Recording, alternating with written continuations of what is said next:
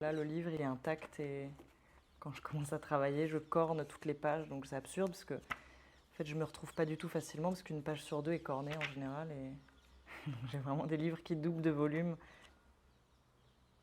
Moi, je suis metteuse en scène. Et je viens ici aussi parce que j'ai envie de savoir ce que ça signifie exactement.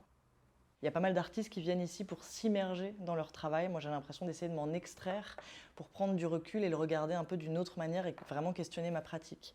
Donc ça, c'est une des premières raisons de ma présence ici. Maintenant, moi, je voudrais travailler sur le fond, sur la justice. Donc en fait, je m'intéresse à toutes les personnes qui éprouvent à un moment donné le besoin de se rendre justice par eux-mêmes. Donc ça peut aller de la vengeance à des dispositifs beaucoup plus pacifiques comme la justice restaurative, qui est le dispositif qui m'a encouragée à vraiment réfléchir sur ces nouveaux processus de justice alternative.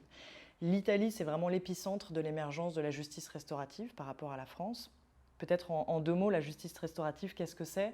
C'est la confrontation entre l'acteur d'un crime ou d'un délit et la victime d'un crime ou d'un délit du même ordre, mais ils ne sont pas liés par la même infraction.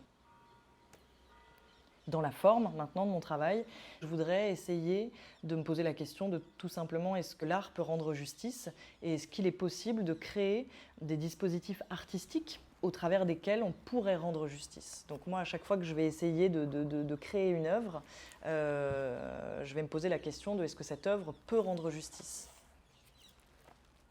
Donc je vais faire des rencontres, je sais pas, pendant 6 mois, tous les jours. En général, j'ai une accumulation de rencontres qui est très grande pour essayer de rencontrer les personnages, en quelque sorte, des œuvres avec lesquelles je vais travailler ensuite et essayer de voir comment, en partant d'une histoire vraie, je vais pouvoir, par la fiction, essayer de transformer cette histoire. C'est-à-dire, moi, je vois vraiment l'art plutôt comme une expérience. Pour moi, il doit y avoir un avant et un après. Et je crois que tout mon travail, c'est d'essayer de réfléchir aux béances du système contemporain. Donc là, en l'occurrence, les béances de la justice, pour essayer de voir comment l'art peut y répondre d'une manière artistique. C'est-à-dire non pas comment représenter le réel, mais comment produire du réel sur scène, en l'occurrence.